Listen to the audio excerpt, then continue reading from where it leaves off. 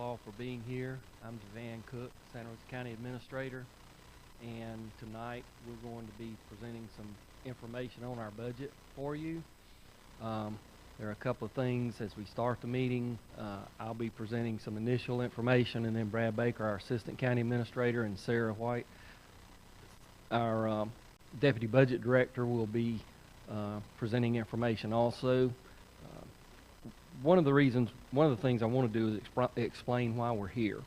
Last October, we were having a budget meeting with the commissioners. We were talking about different types of revenues, different expenses, how the budget worked, and the question came up, what do the people think? And as staff, we had no response to that. So we've set up these meetings. This is the fourth, I believe, of 5 that we're doing throughout the county. We also are going to have this streaming, and at the end of the presentation they'll explain about some ways you can communicate with the board and let them know your feelings about the information we're presenting. The other thing I want to mention is that you will notice there are no commissioners present at these meetings. We specifically, as staff, asked them not to attend so it would not be a political event, and they've all agreed to that. So this event is strictly an educational forum. The staff is not pushing one type of or one particular revenue source or any type of expenses. We're just wanting to give you information that will help you to respond to your commissioner or all the commissioners. So with that, I'll get started. I'm going to, as I said, do some basic information on the county, and then we're in District 2 tonight, and so I'll give you some general information on District 2. Those of you that may not know, the current population that we have in Santa Rosa County is 198,494. Actually, I saw a printout yesterday, and it may be as high as 202,000. There are 80,364 dwelling units or homes, apartments. The median age in the county is 40.1 years, and the median household income is $77,260. We have a veteran population of 24,698, and we have 30,221 people that are employed in Santa Rosa County. The county maintains 1,625 miles of roadway, and we maintain 424 holding ponds. So you can see that's quite a bit that we take care of for the county with the crews we have. As I said, you're in District 2. So we're going to give you a little bit of information about District 2. And you will notice we have all the districts here on these charts. They are all within a close range on the actual population. Your district has 35,153 citizens. It's 249 square miles. There are 17,206 structures, which that includes commercial and residential. In this district, 337 miles of county-maintained road and 68 ponds. The one thing I do want to point out, just as general information, is the square miles in the different districts. Yours is kind of an average of 337, but you'll notice like District 4, Navarre, is 28 square miles. So there's quite a bit of difference in the districts themselves, even though the number of citizens is kept close to the same, so that the commissioners represent basically the same number of citizens. I'm going to turn it over to Sabrina, and she's going to start going into some of the detail on the budget, and then Brad will take over. Good afternoon. Thank you all for coming. So what I will talk about first is ad valorem taxes, and that's our property taxes. So here we have a timeline, and I'm going to kind of walk through the timeline to help us all understand how property taxes work. So at the beginning, January 1st of 2023, the property value is set by the property appraiser's office. That is a state requirement. In June, the property appraiser takes all of that information as the values were set January 1st, and they give us a revenue estimate based off of the taxable value of our properties in the county. Based on that information, we set a tentative budget by law Local government is required to have a balanced budget, unlike the federal government. So our revenues have to equal our expenditures. We do that every year, and by law, Mr. Cook is required to present that to the commissioners by July 15th of every year. In August, based off of that information, a trim notice goes out, and that trim notice has an amount listed on it of what you're going to expect to pay for your property taxes.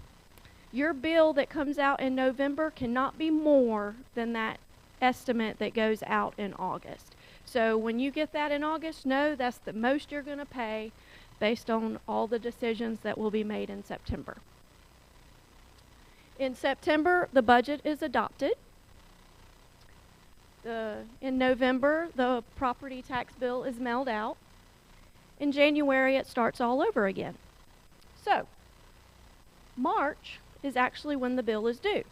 So if you own property in Santa Rosa County or anywhere in the state of Florida, when your bill goes out in November, if you pay in November, you get a 4% discount. So when we're budgeting on the Board of County Commissioners side of things, we have to factor that into our planning, that most people are going to get that 4% discount, and they're going to submit their property taxes in November. But they're actually due March 31st.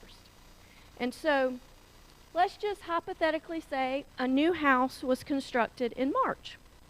So that house, they pulled a permit in January, they started the foundation in January, and by March, a new family was moving into that home.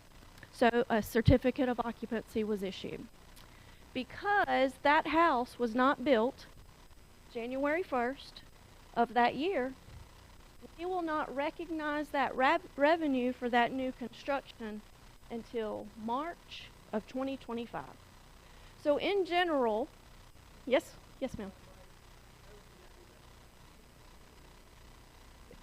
Because the house was built here, the value is set here, okay? So the next time the value is set is 2024 in January. Okay, this bill that goes out based off of this value is not due until March of 2025. So, yes ma'am. Those are all Florida statutes that demonstrate how the values work. So, in general, if a home was to sell, a new house was to be constructed, you're looking at a 2-year delay in adjusted values, in general. Okay, so that's from a planning perspective, that's how we have to calculate things for our budget.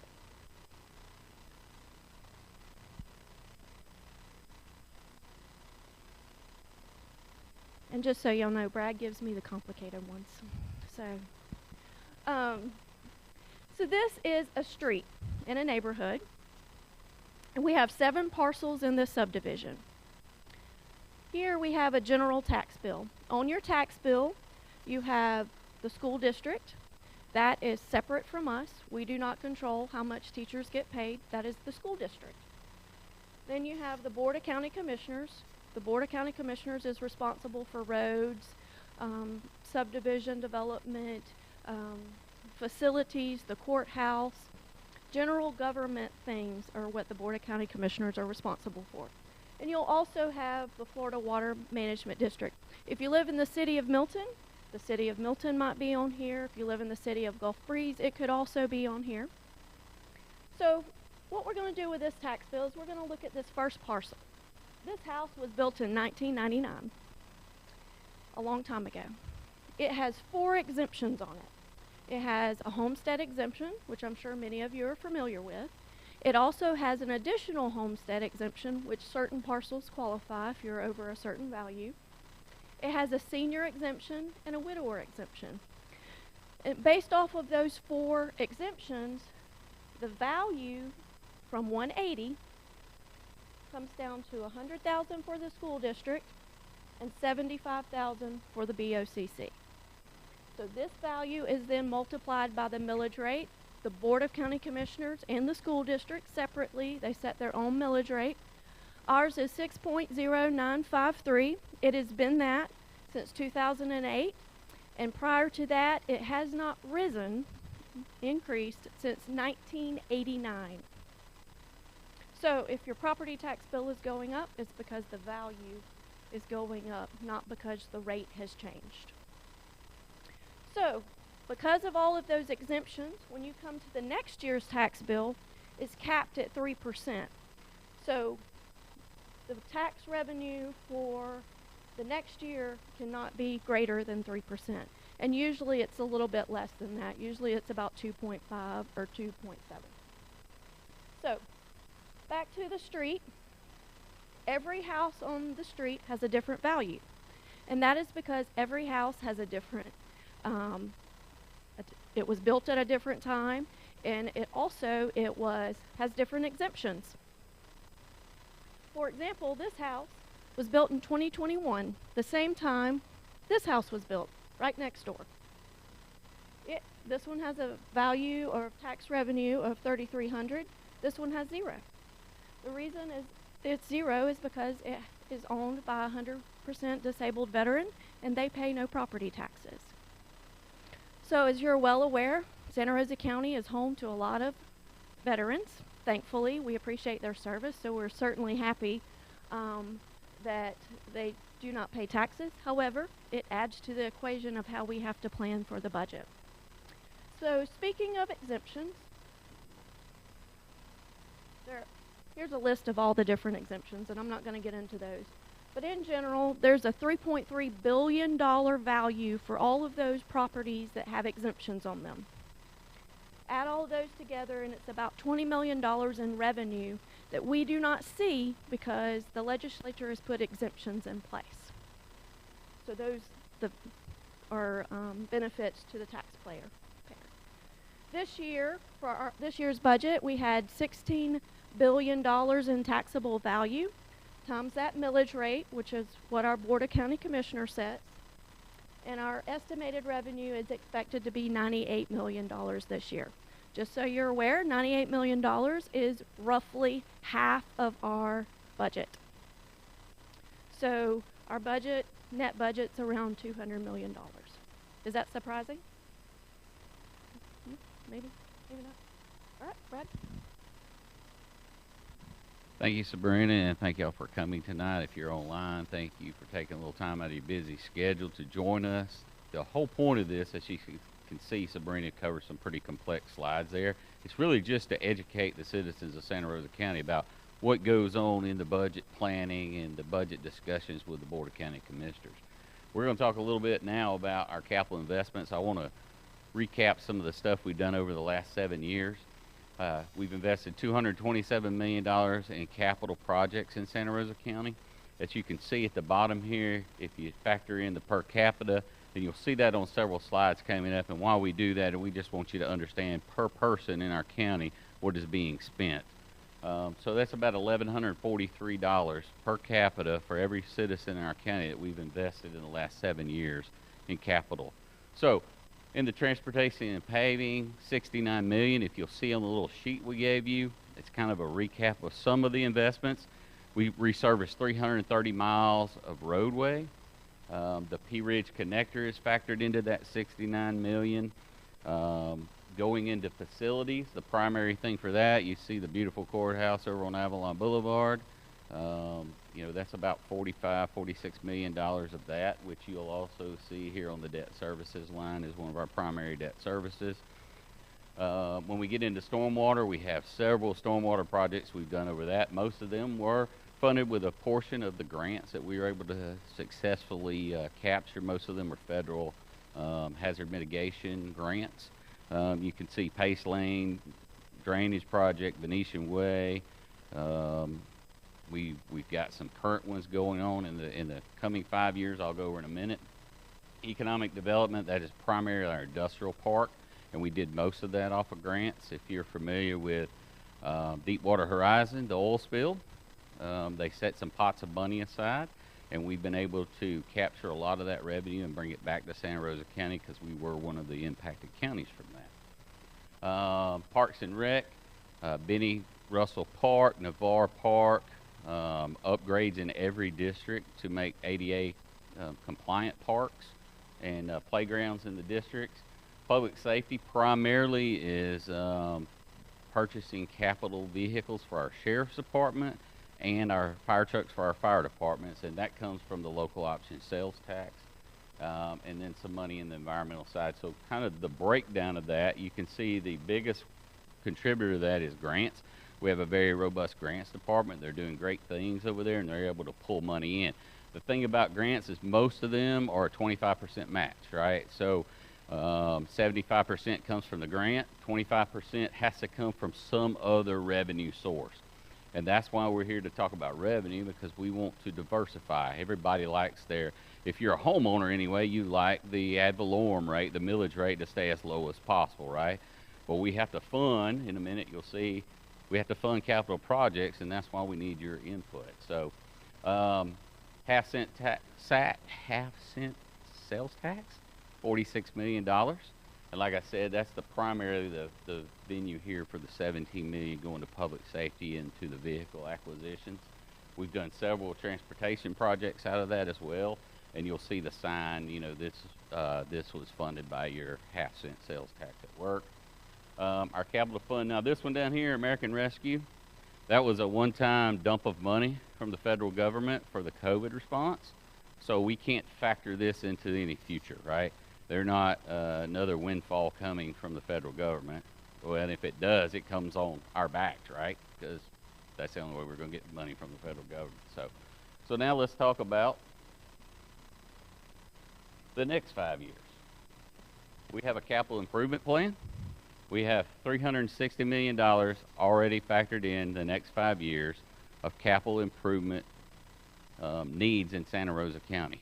The largest one is transportation and paving. I will tell you a large chunk of this, over $150 million of that, is the Navarre Beach Bridge. The Navarre Beach Bridge is in need probably in the next 10 years to be replaced. We have ongoing maintenance issues with it now, and it's very expensive to build a new bridge. The other one includes we've got 4-lane Berry Hill Road, 4-laning of Chimoka Highway.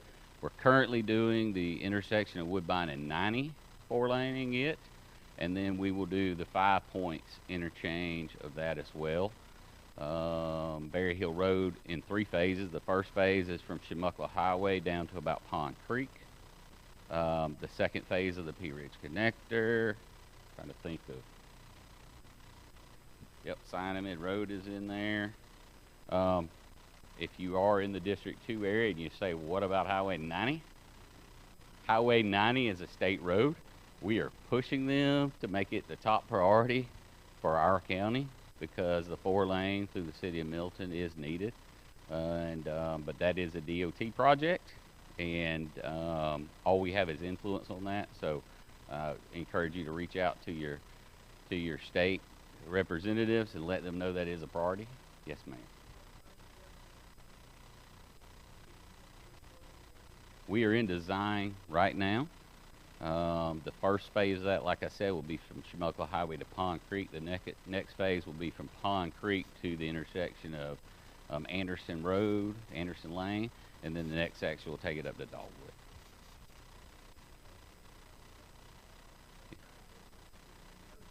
Okay.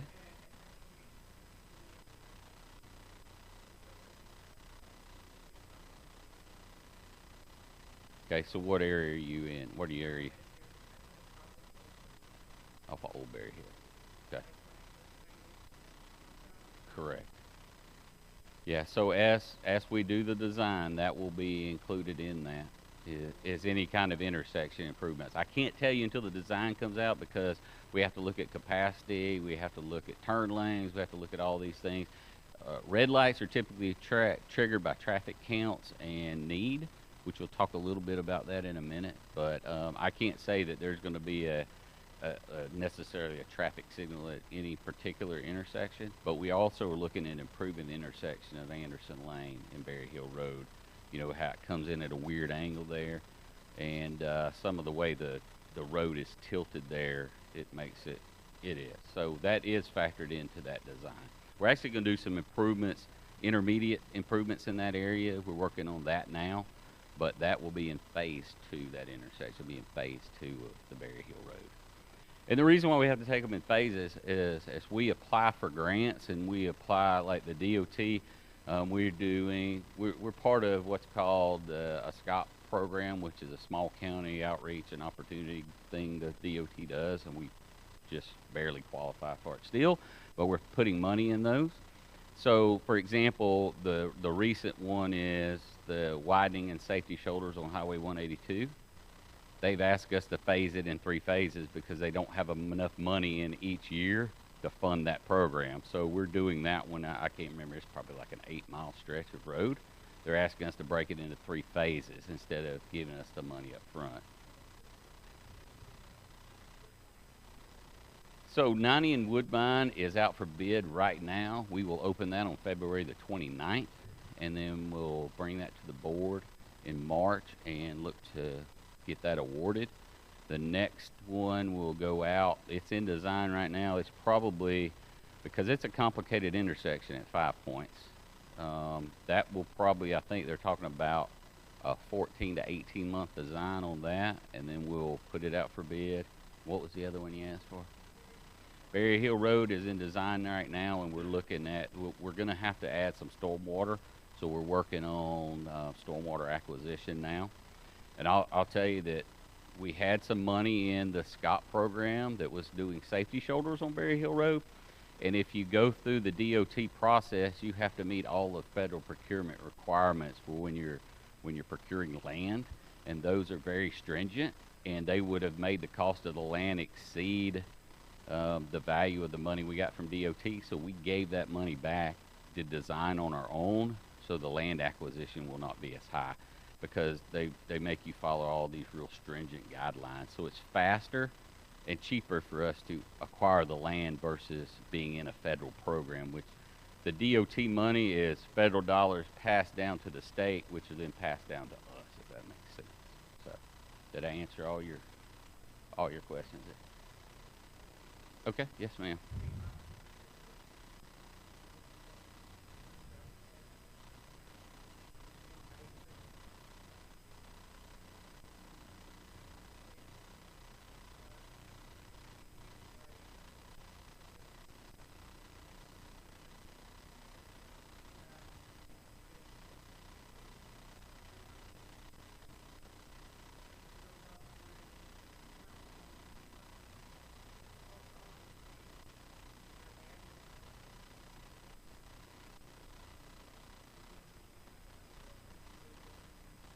Right, so talking about what can you do to stop growth, the Board of County Commissioners, the only thing they can do to, well, they cannot upzone, right? They cannot give any rezoning. But if your lot is zoned for something, the only way we can stop you building on it is to purchase it. Other than that, whatever it is zoned for, if it's zoned for multifamily, if it's zoned for single family, whatever, commercial, townhomes, we can't stop them from building anything in that category.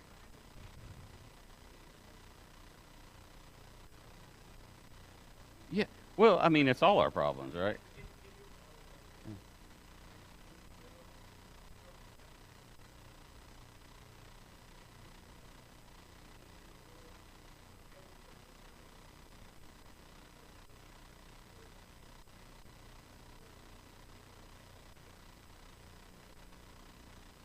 And also, if you remember Sabrina's slide, you saw that growth could be up to 2 years delayed, right?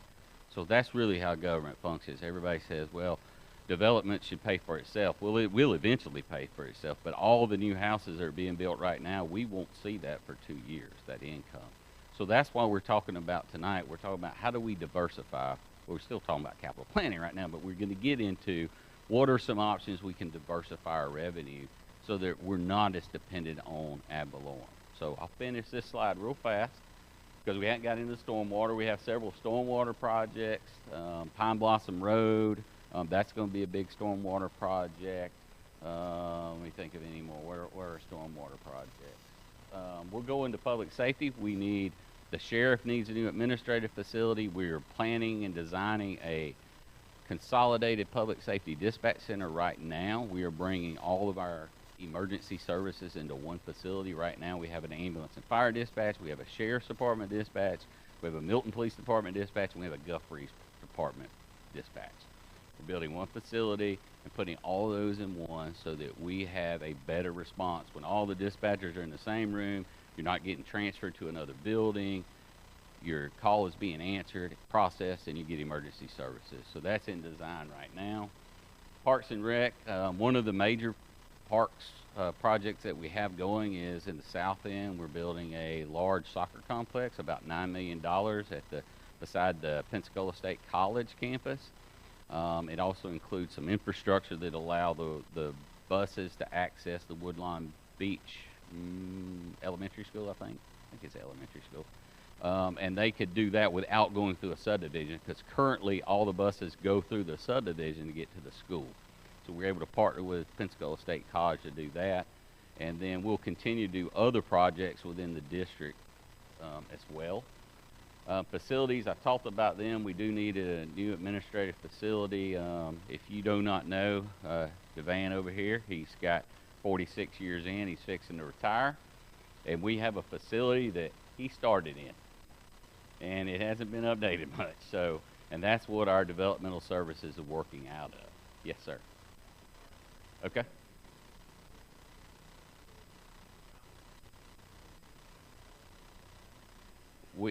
We are doing some repairs to the boat launch, the deck, and all of that, and then so it's interesting that all of that, we cannot find any permits that were ever pulled because it's been there for so long. So we have to go through that process to do anything that touches the water. But we know that seawall has issues. We're looking at some more parking for that area. So yes, we are.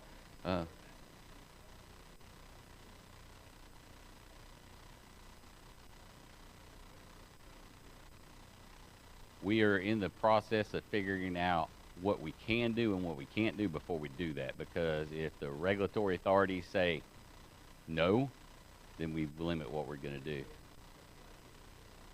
Okay, that's a good idea. Yeah, I'll get with the District 2 Commissioner and we'll work on that. I agree. I mean, it's a nice asset to have. Yeah. That is at the end of War Basin Road. They wanted to sell that, but keep it in as a county boat ramp and keep that area in conservation. So we were able to purchase that. You know, we've done several purchases of conservation lately. 500, I think it's roughly 515 acres in the VAR. And when I talked about earlier that you can't, the only way to stop development is do that. We've been able to successfully get some grants that we're able to do that. We're working on closing one now. It's the Rosasco property. We did that one in partnership with Whiting Field, and they get money to protect the base. They were able to secure some extra money for that as well. So that's, I can't remember, roughly 108, 120 acres, something like that.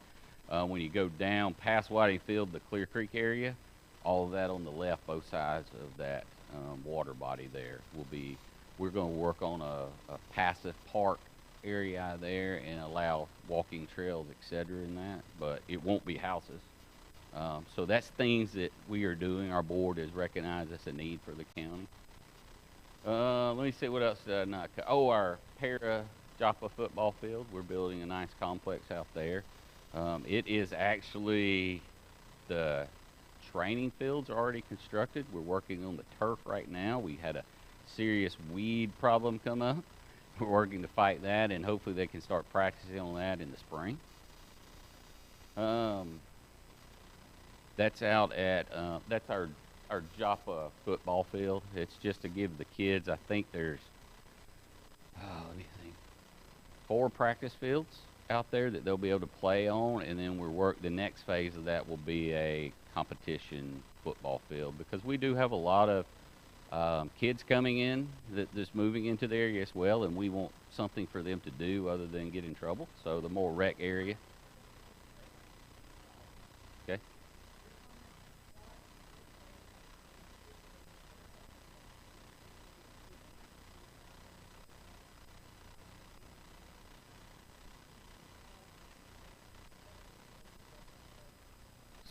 So we have been participating in a mental health group. Matter of fact, Devan is one of our reps on that. and we are working on mental health, and we're working on, you know, how do we get them definitive care? Okay, perfect. All right, so that's kind of the next 5 years, and understand this number here. Yes, ma'am.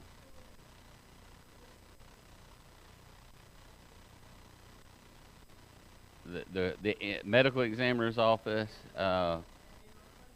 it is a portion will have to come from our budget, but it'll be split proportionately by the caseload that is in each county. And right now, well, actually, let me take that back. The operating will be divided by that. We have an agreement to fund that by each of the county has an agreement, and we are in the design phase right now to go off of commerce. And we are probably, my guess is 18, 24 months out from the actual building. But it will be funded by the 4 counties. Walton, Okaloosa, Santa Rosa, and Escambia County, but it will be in our county. All right, so now we're going to turn it back over to Sabrina, and we're going to talk about the different pennies that we collect. So, yes, sir.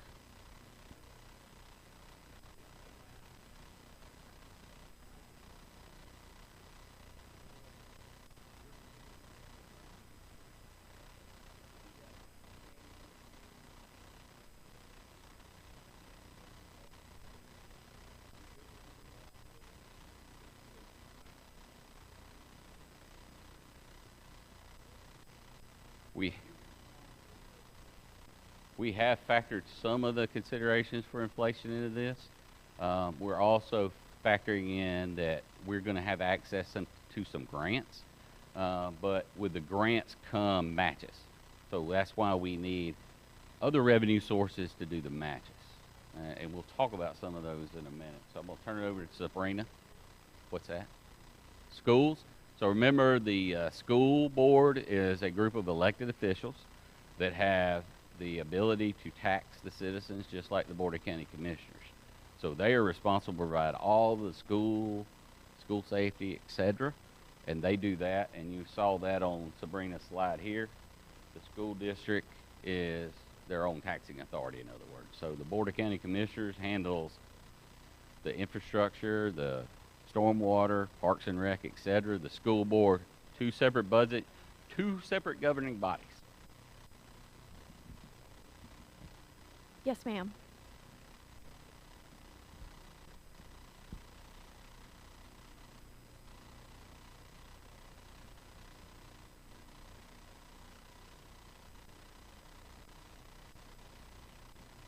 I'll let Brad handle that one. So we have 15 independent fire districts. None of them are controlled by the county.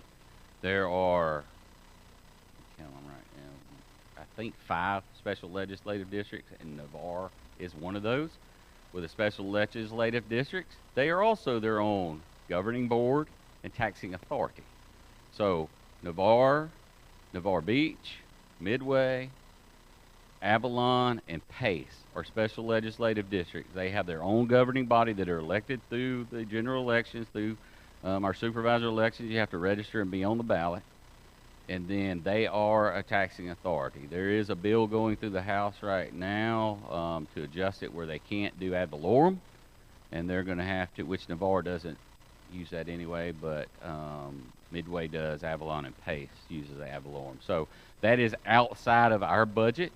The other districts are what we call MSBUs. So the Board of County Commissioners sets the assessment rate, and you see at the bottom line below the ad valorem there's a fire assessment fee, and that is based on, in the other districts, Allentown, Berrydale, Baghdad, Munson, Skyline, etc. That is by the square footage of your house. And then they budget that, submit it to us, the board approves the conceptual of their budget, and then they're responsible for the performance of that budget and the operational aspect of the fire department. So our county does not have a county fire department. Our county does not have a county EMS. We have a contract with Lifeguard Ambulance Service. And we are negotiating with them right now on some contract stuff, but right now the subsidy for that is $679,000 a year, and we hold them to performance standards. And we're in discussions with there because nationwide there's a shortage of EMTs, paramedics, and our EMS systems. If you've seen on the news lately, I mean, Escambia is going through struggles with their EMS. It's a systemic problem that it's going to take some serious legislative action to fix.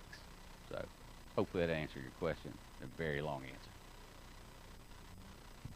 I'm just glad Brad is talking more than me tonight, because the other 3 meetings, man, I have showed him up. So we'll get back to taxes. And just one thing that we didn't kind of cover at the beginning. So we are covering revenue sources that go to infrastructure.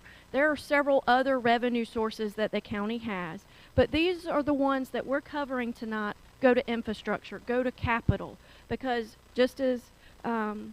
Simoniak was saying, we're trying to figure out how we fund $360 million in the next 5 years. And it might be after we all take a survey, it might be that the people come back and say, you can take 15 years to do this $365 million. We think you're doing a good job. We don't want it any faster. So that's why here's the sources that we have to do infrastructure. So the Road and Bridge Department is primarily funded by the gas tax. So when you go buy a gallon of gas, what are you paying in taxes? So roughly 26 cents is going to the federal government. 28 cents is going to state taxes. And then 12 cents is coming to our coffers, local government. Of course, it goes to the state and then they send it back to us. A small portion of this 28 cents comes back to us in state shared revenue. That varies every year. So if you take all of these on the local level, we have the 9th cent, 1 through 6 cent, the 1 through 5, and then the state shared revenue, all of those buckets together. And the reason they're in buckets is because there's different restrictions on each bucket.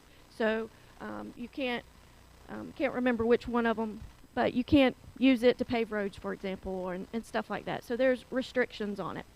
So you've got $10.9 million in gas tax revenue that comes to Santa Rosa County. All right.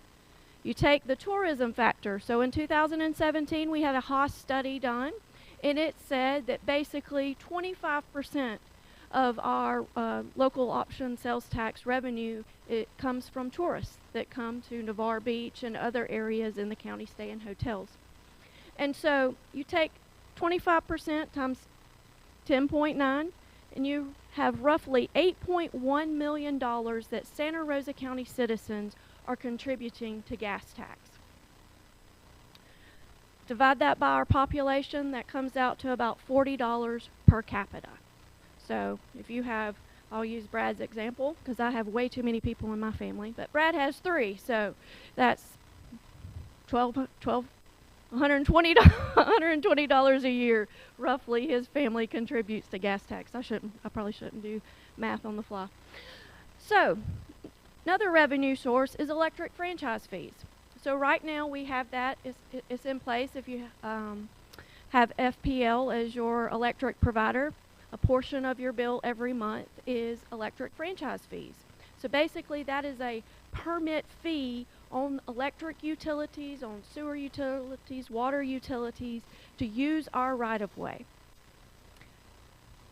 That generates $8.2 million. It's capped at $10 per residential customer per year. Commercial customers pay more. However, residential is capped at $10.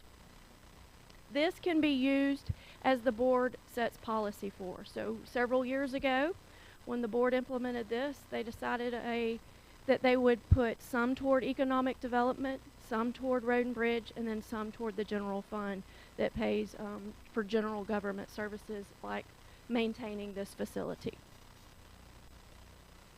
Any questions on those two? Yes, sir.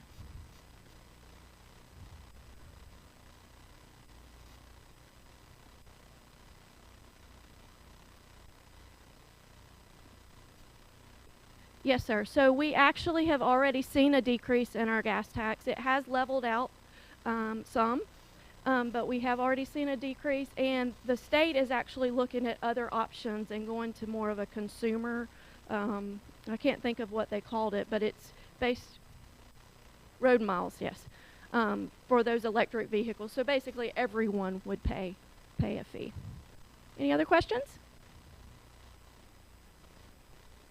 All right. So next we have the sales tax.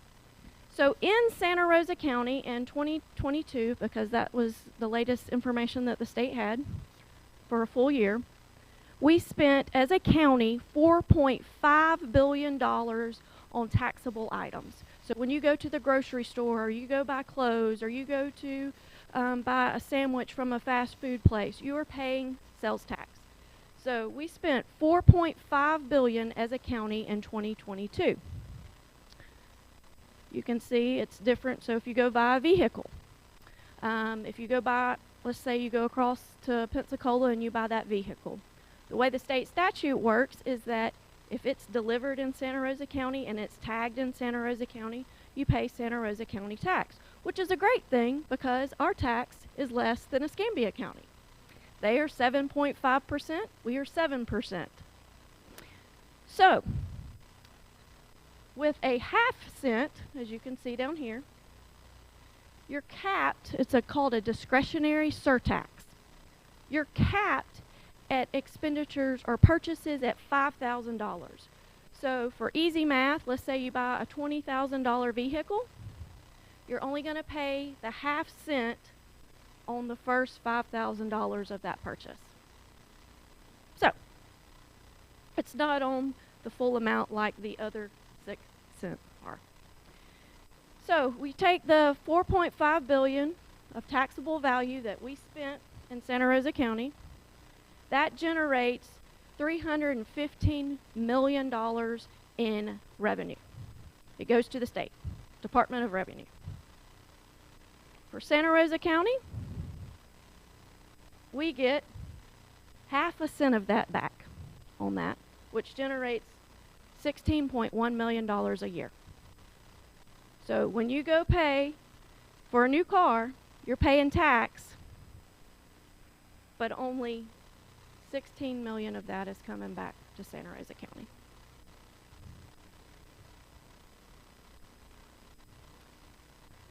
The school board gets half.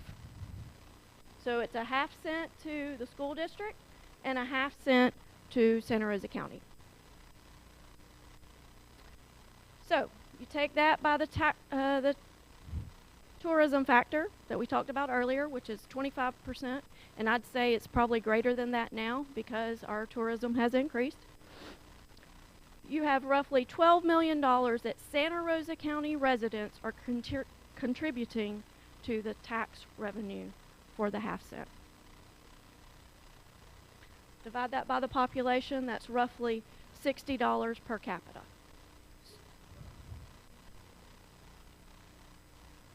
$2022.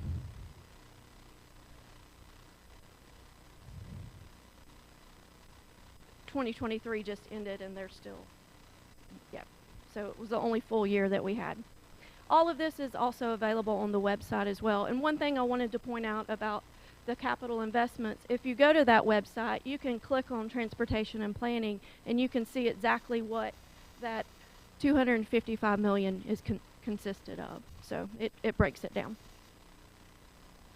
And also what is going to come up on that website is as we do the new projects, you'll be able to track where we're at on that project, and you'll be able to see what we've expended, if we're in the design phase, if we've cut a check to the firm for a 60% delivery. So it's a tool to help the citizens stay informed on where we're at with the project. So we talked about the current ones already, so we'll just do a quick recap. So ad valorem, about $495 per capita. Electric franchise fee, $40 per capita. The gas tax, which is broken down really nicely there, $40 per capita. The ½ cent is $60 per capita. Now let's talk about the potentials. So we'll talk about impact fees first. So we have a little board here for impact fees. So impact fees. First of all, you have to do a study. We've completed the study and have presented that to the board. So for roads, $1,636 for a single-family dwelling. So that would be the impact fee based on the study that we had to complete to meet all the statutory requirements. Then you add, if we include the parks and the law enforcement into that, $1,987 for a average single-family detached dwelling. Okay, and then there's some other variables based on commercial, et cetera, but we won't go into all of those.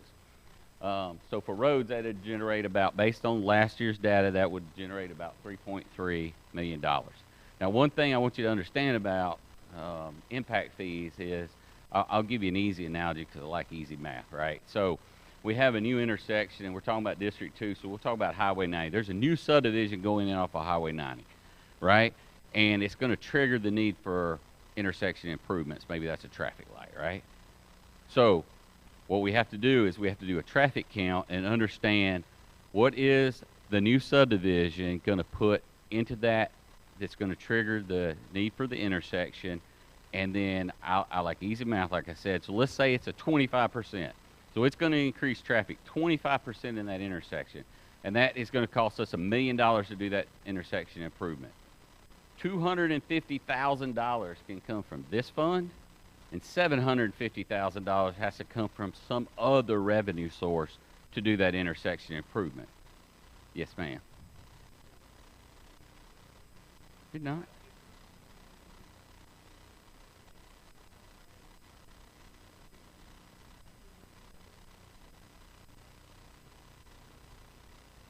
Okay, so there are some improvements. Say a Dollar General typically don't trigger one. Say a commercial business goes in that triggers a need for a turn lane, right? They're responsible for putting that turn lane in, but we're only talking about impact fees, right? So if the ability for us to use impact fees, right? Everybody else is still traveling through that intersection, so that the intersection itself is still being traveled by the 75% of the people who have been using it for years, right? It's the other 25% that causes the need for some improvement. We will say maybe it's not a traffic light, but maybe it's some other safety in there that's $1 million. I just want y'all to understand how we can apply the impact fees, because this is educational, right? And you want to say, well, just use all the impacts because that's it. Well, statutorily, we can't. We will get in trouble for doing that. So we can only use what is the true impact. Let's say we need to add safety shoulders on the road. Well, same thing. We take the cost of the project, we add the capacity improvements. What is the impact that caused that? And then we can only use that portion of that. So it's a very complex deal.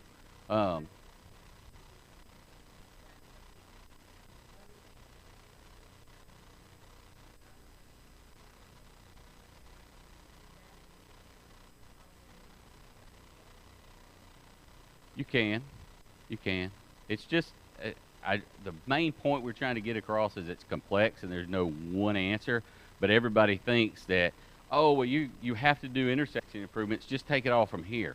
I just want to educate you that that's not possible. So that's the real point about it. We're going to get into the survey in a minute, and this is where it's going to be key for the citizens to get involved. So let's talk about a few more of the potential ones. Okay.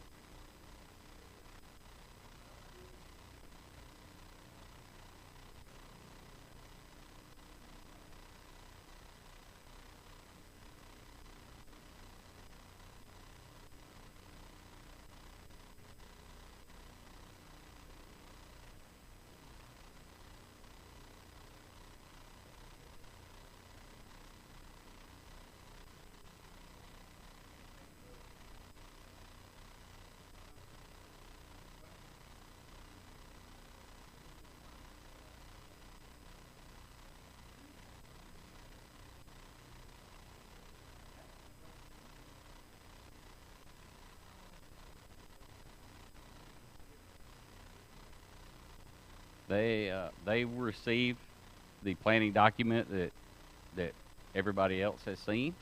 Like I said, we're not going to get political tonight, and that is, yeah, right. That is a board decision.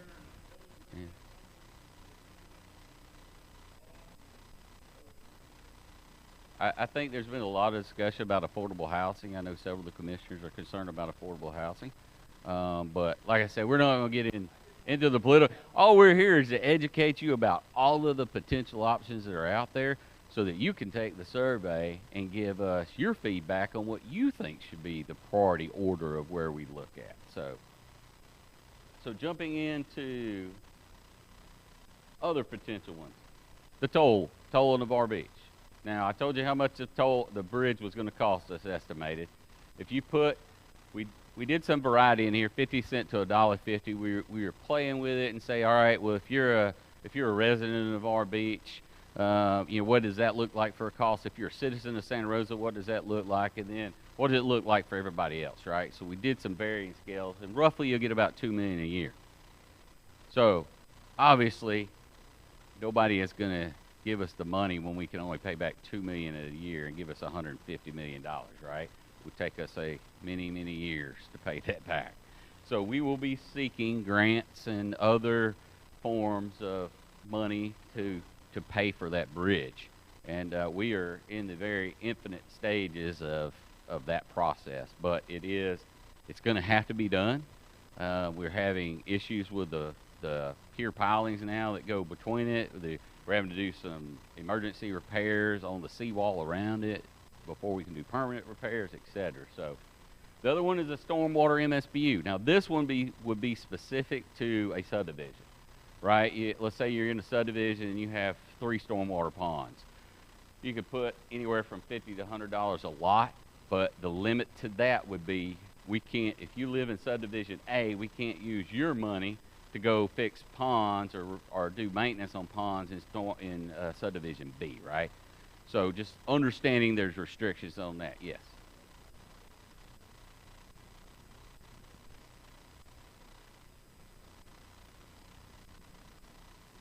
It could be. We would probably look at a different model than a subdivision MSBU. We'd probably look at more like a stormwater MSBU. But that is an option, right? Water sewer franchise fee. You saw Sabrina covered the electric franchise fee.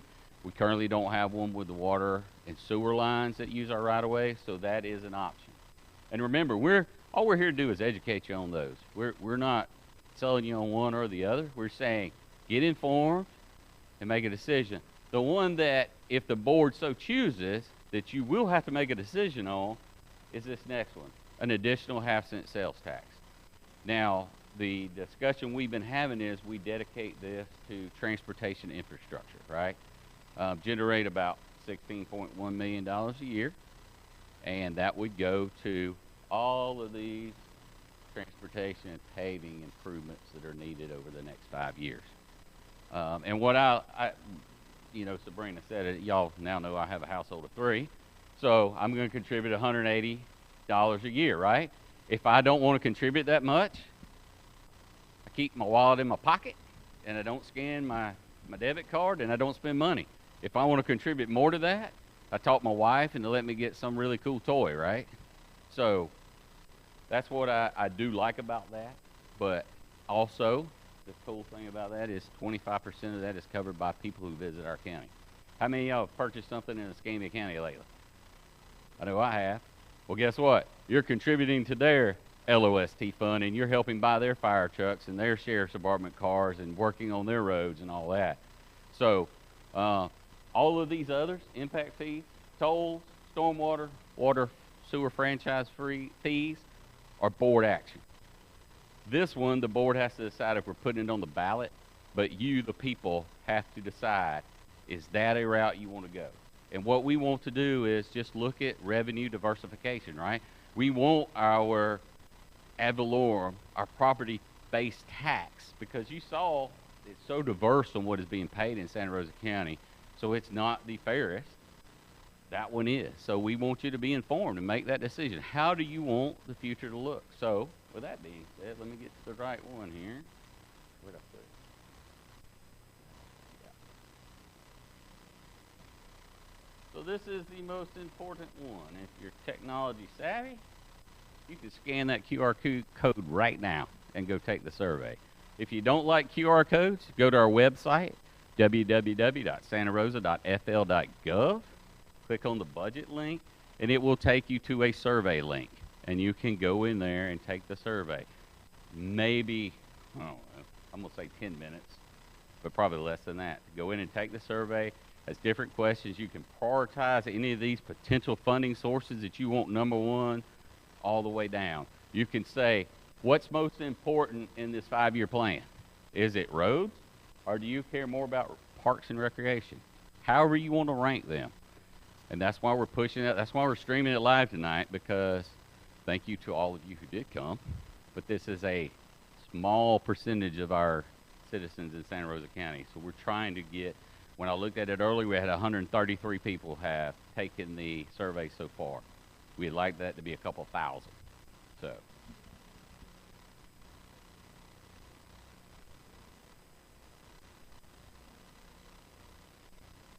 Okay. I know that I looked at it this morning and I looked at it this afternoon, and there's definitely surveys coming in. But if you have a problem, yeah, before you leave, let me give you Sabrina's contact information. And if you have some problems, you just call her and we can walk you through it. So, all right, questions. What else? Yes, ma'am. You can.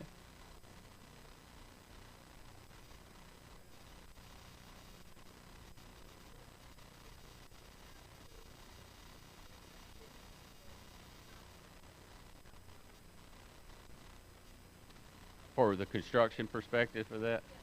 Yeah. Yes.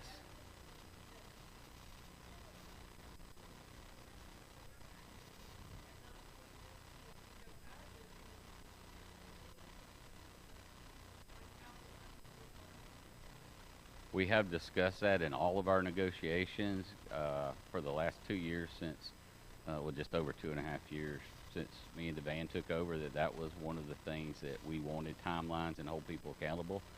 So that will be in the contract negotiation. There will be timelines specific for them to get the task done. Now, obviously, construction is a challenge, especially on a very busy roadway. And, you know, Pace Water is doing an improvement on their lines right now so that before we get there, they'll be finished. And I thought that was good, you know, interagency cooperation with us and them to get that done. But I will tell you the plan for it right now, if you're interested in, is to have a dedicated right-hand turn lane. There'll actually be 2 right-hand turn lanes, but DOT would only let us do 1 dedicated, which means it'll be, you can pull in that lane and turn right on 90 and never stop. The Tom Thumb and McDonald's, and the reason why they wouldn't let us do 2 lanes is because you cannot cross 2 lanes to go into a business. So the other one has to be lighted. So when the westbound light is red going, the turn lane will be green going. That way, you only have to cross one lane to get into those businesses. And if not, DOT would have to pay some business impacts. That is going to go, I want to say roughly a mile, and then it'll condense back in. And then the same thing on the north end when we get to that construction. It'll go from the Para complex to Vinewood. Vinewood is about 1/4 to a 1/2 mile south of the Publix intersection there. You know where that field is? Vinewood is just south of that field, past Publix. All right, what else?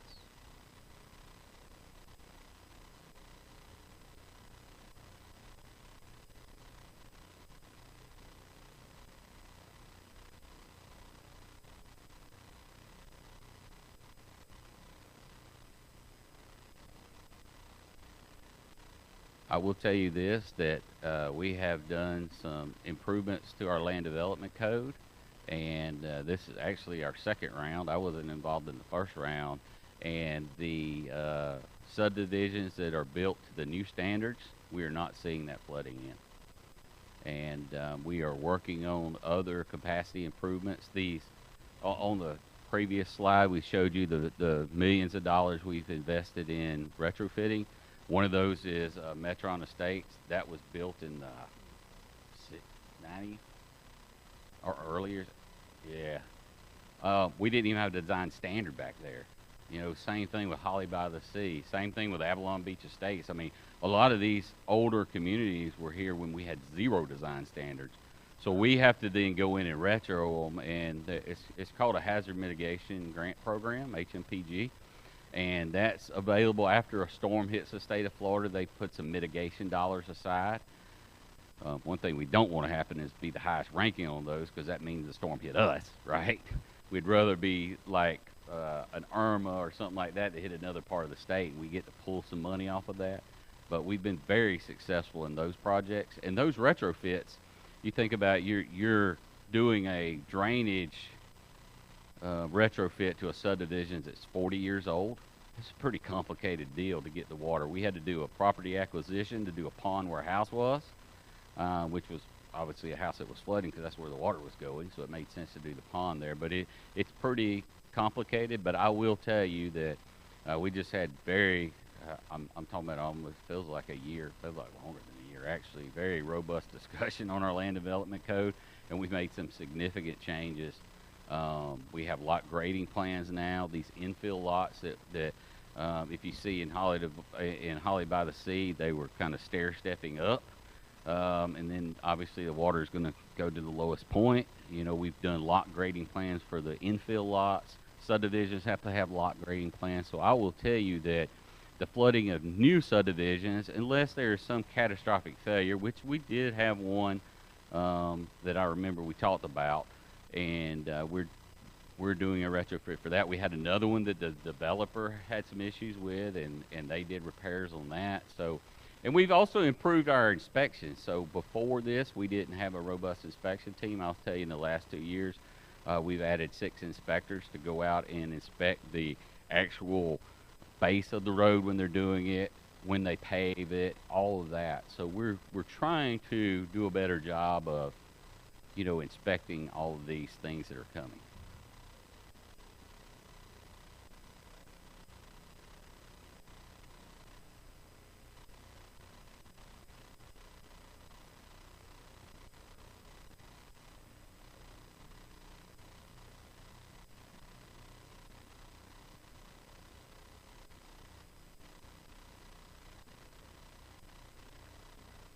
Yeah. Now I will tell you, because that's the world I came from. I came from public safety and emergency management. To prepare that nobody floods in a Hurricane Sally or Hurricane Ivan, we would never do it. Well, we'd have nobody living here.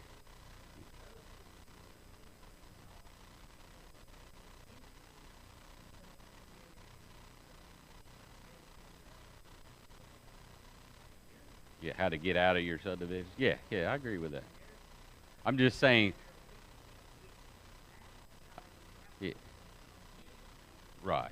And I'm just saying for the amount of rain. I mean, there's not a pond that we're going to build that can hold the amount of rain we got in Sally, because it was a long duration deal. So I mean, we got to expect some level of flooding with that kind of event. What's that now? Right. Yeah, April of 14.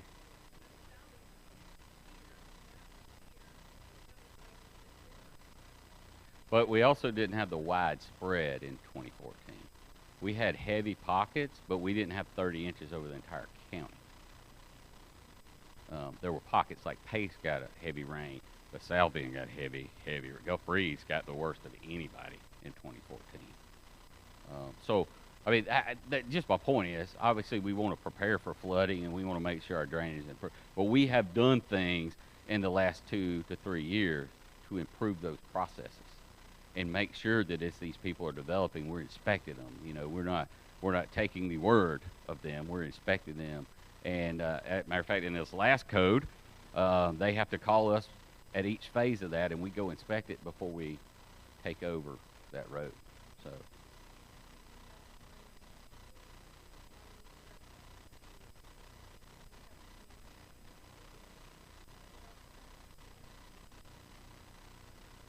Yeah, we do work.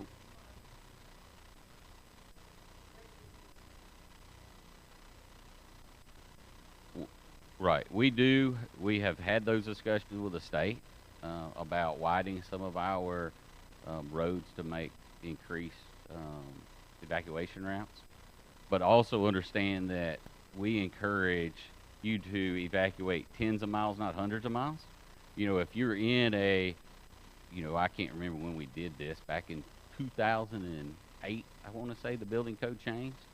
And our building code, matter of fact, December 31st, it just went up again. And now if you're, I want to say from basically 182 South and you build a house, it's got to be rated to 170 mile an hour. But that's right. But if you were,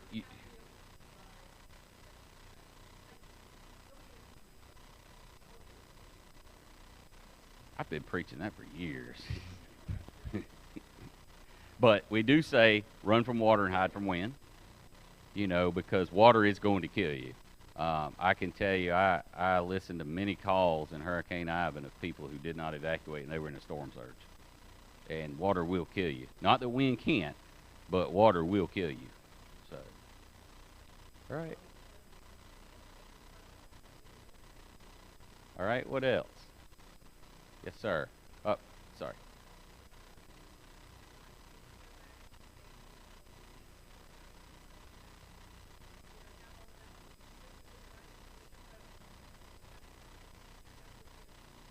Oh, yeah, how I would word it? Oh, yeah. Oh, you want me to do that for the live one? Here's what I was telling in the previous ones. If I could write the wording for the ballot, what I would say is, for yes, yes, I support an additional half-cent to go for infrastructure. If it was no, I would write the wording is, no, I am happy with the road conditions in Santa Rosa County, so that when they come to my office, I could just point to the wall and say, no, the people have spoken. They're happy with the road conditions, so you go back the next election cycle and you get them to vote for a half-cent? Because I can't fix it without a revenue source, right? And we do have a revenue source. We can fix this $360 million with our growth. But it's going to take us about 15 to 20 years. So if you're happy with us not doing the capital improvements for 15 or 20 years, then let us know that. But if you're not and you want us to do more, let us know that and tell us which way you prefer the board to go with that.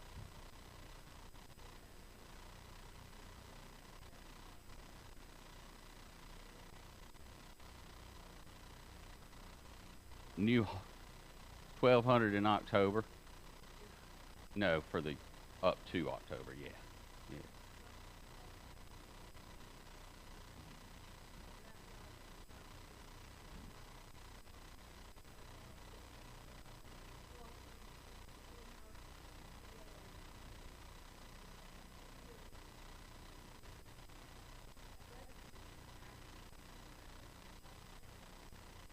No, no. Yeah.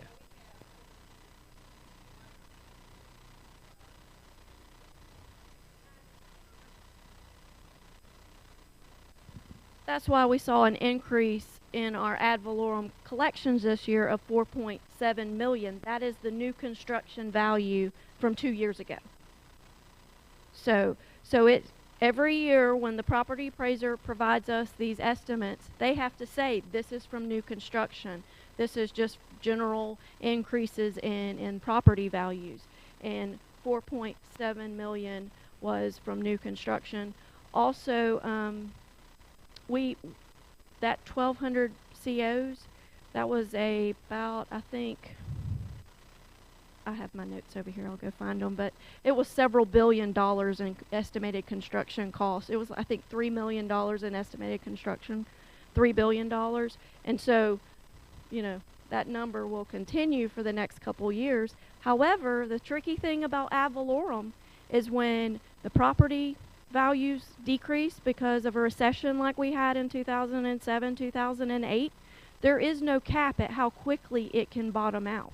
So our ad valorem revenue bottomed out very quickly during that recession, and it took us 14 years to get back to that revenue point that we were at prior to the recession. That's why we had to lay staff off during that time frame. It was a horrible time. Had to send people home because we didn't have the revenue to pay their salaries back then. That's when you're dependent so much on ad valorem revenues. that's why when it drops, you're out. But we do have a revenue stabilization plan, so we have 20 million sitting in the bank for a rainy day, and we also have that's for disaster, and then we have 5 million for revenue stabilization. Yes, sir.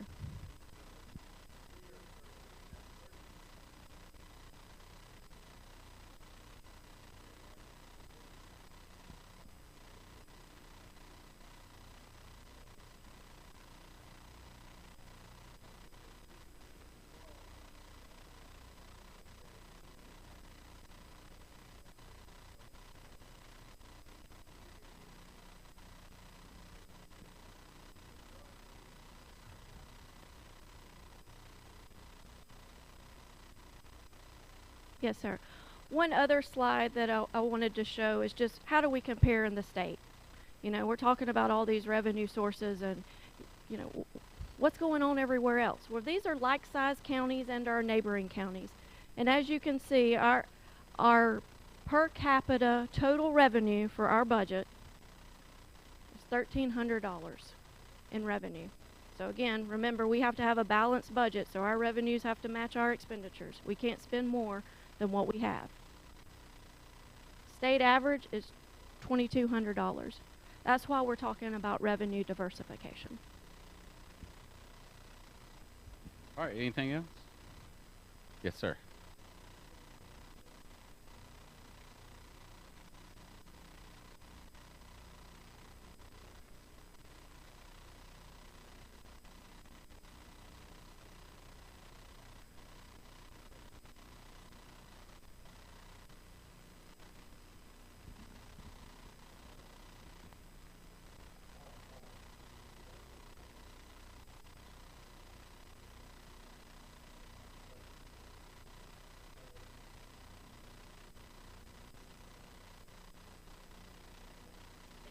Correct.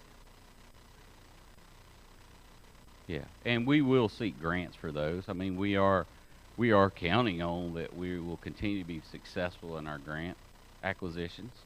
A lot of the economic growth is coming from grants. It's coming from the Triumph Fund, and it's coming from the Restore Fund. A lot of well, the economic development's not coming from the Restore Fund. The Triumph is that, but the Restore Fund is paving dirt roads to keep the water quality up. We're doing environmental projects that are coming from the Restore Fund. So, and that's that BP money that was set aside for the impacted county. So we will continue to leverage grants. We will continue to invest in grants. I mean, that is, I hate to say it's free money because it's not. It's coming from our pockets. It's just coming through the federal government, but we want to do everything we can to get more of those federal dollars here in Santa Rosa County so it can offset the local tax dollars that are going toward these projects. Yes, ma'am.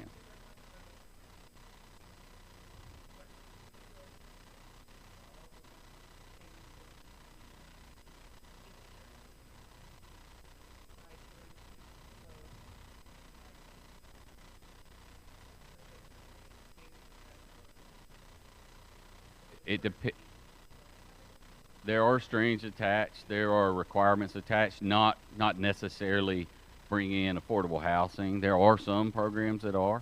It just depends on which pot of money we pull those from. We do, which is why we have a robust grant department, because we have to do quarterly reports and annual reports on that money and make sure that we have spent it accordingly. We have to make sure we have the right match, that the match that we use is allowable to be matched.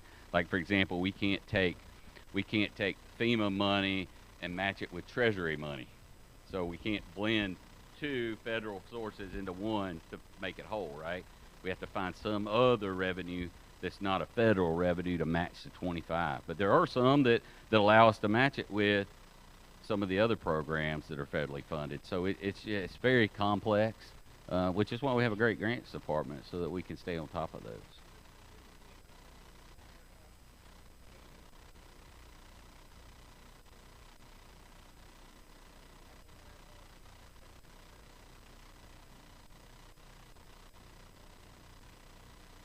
Most of that kind of dollars we are not getting. the state has some programs. It's really called incentive programs that if a developer guarantees a percentage of affordable or obtainable housing, I think it's a new word they're using, obtainable housing within a area, that they can qualify for some ad valorem discounts to make it worth their investment. But we have not seen any of those in our county as of yet.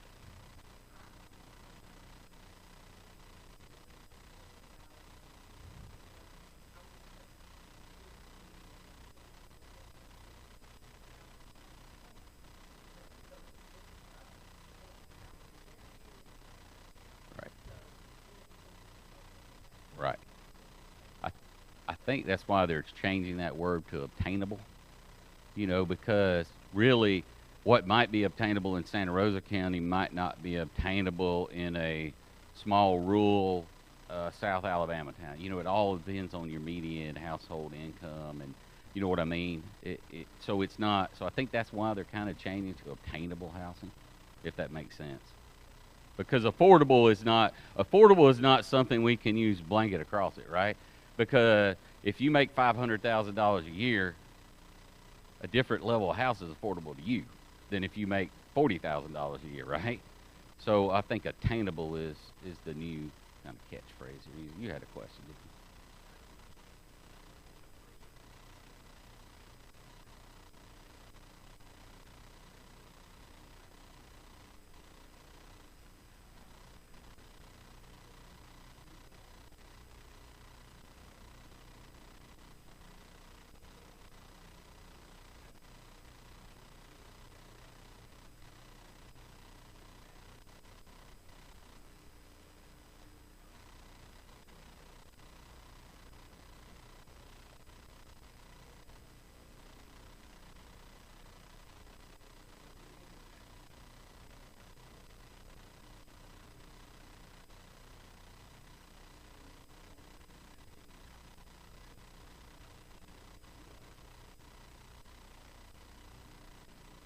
It is going to be a big number. We are actually, I'm sure if you followed any news, you understand the dilemma that the city of Milton's going through with theirs.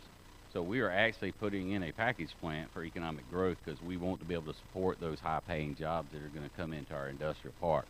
We have been in discussions about, do we need to expand our capacity at our plant so that we can cover some of the growth that's occurring in East Milton. So, and as far as that other discussion, that is a policy discussion, which is the board. So I encourage you to reach out to your commissioners and encourage them to take those policy discussions to heart, because you know we're not the policy makers, and that's why we didn't invite those, because we wanted this to be informational, right? We wanted to help you understand the complexity of the revenue and budget. Yeah, and I will relay that. We do have, yeah, matter of fact, the district we're in right now, District 2 Commissioner, is very passionate about septic to sewer conversions. We actually wrote a grant and we worked with all of our sewer providers. 22 million, roughly 22 million to do septic to sewer conversions throughout the county. We have some going on in the south end right now with Soundside Drive, and that's with the South Santa, I want to call them Gulfbreeze, but South Santa Rosa Utilities. We have a plan with some in the bar. Pace Water is on board. Milton has a project in there. I think theirs is a planning grant, but we are very interested in that. No, that is us. That is a comprehensive plan to try to, and we're trying to tackle the ones closest to our waterways and then working back. So obviously the peninsula, water on both sides, but the core right around 98 is pretty covered anyway, but we're working on the closest to the water bodies and work back in. The Pace one is a project down in the Garcon Point area. And then, you know, I told you about East Milton, so we're struggling to get that resolved, but you will see some action on the board coming up as we're in the design for our package plant right now, which was really the initial design was for this economic development and the growth that's coming. We have our parks are starting to see some development in there. We've had some groundbreakings. We have a building going up right now. We have a lot of great things coming out there.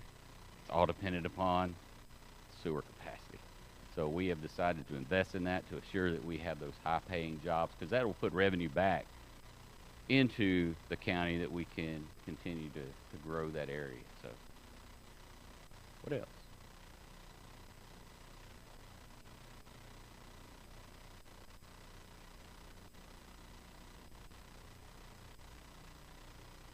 They do. I would encourage you to reach out to your senators and your legislation delegation and encourage them to do that. And you know, here's what else I'll tell you. I haven't thrown this in before. I'm going to throw it out to y'all tonight is, if you want people to stop coming to Florida, get our governor to quit promoting the great free state of Florida. Because they're coming here because we have a great state, right? I tell people all the time, why do I love it here? Because I'm an outdoorsman, right? I can freshwater fish, brackish water fish, and saltwater fish all in the same trip. I can leave the dock and get every one of my poles out. I can be out in the Gulf of Mexico fishing. I can come all the way back up in the Blackwater River and fish. I mean, that's pretty cool when you like to fish, right? You like to hunt. I love to hunt. I got all the opportunities around here to do that. We have all of the state forest, which is a huge chunk that's protected in our county. If you don't know all the acquisition the state has done in our county, we have a lot of protected land in our county. So what we have to do is focus on how do we smart growth the other areas that we have left, because I'm telling you, they're coming. They're coming. We are us and Walton County are the fastest growing in the Panhandle. Now Walton, theirs is more condensed growth in the south end of their county. Our growth is obviously intense in the south end of the county, but we're also the pace. Milton and now East Milton is going to start growing, and then it's going to push north. So if we want to protect what land we have to have some serious conversations about how do we manage growth in Santa Rosa County. Yes, sir.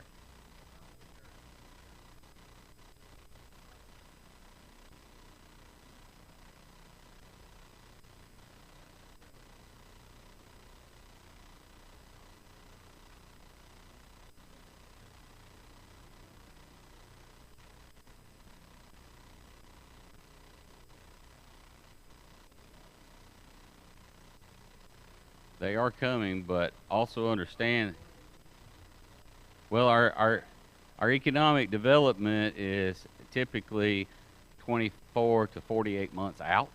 So if you tap the brakes too much, they go find another opportunity to be in, and a stagnant county is a dying county. And if we don't grow, I can tell you the only way we can sustain the services is to, yeah. I mean, if we're not growing, we are literally dying, and we have to look for, if we don't have the same support of new growth coming in, then we have to look at adjusting our revenue sources accordingly. Yes, ma'am.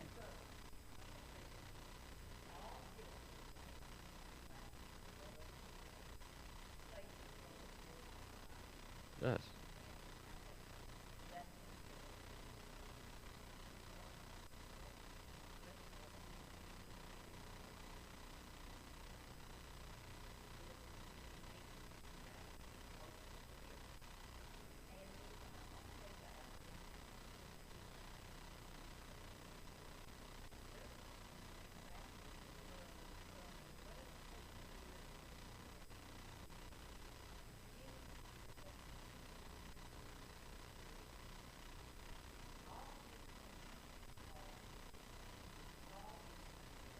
We do.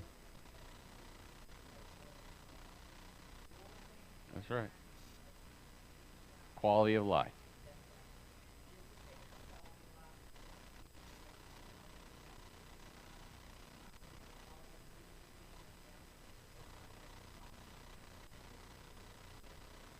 That's right. Saw a hand up back here.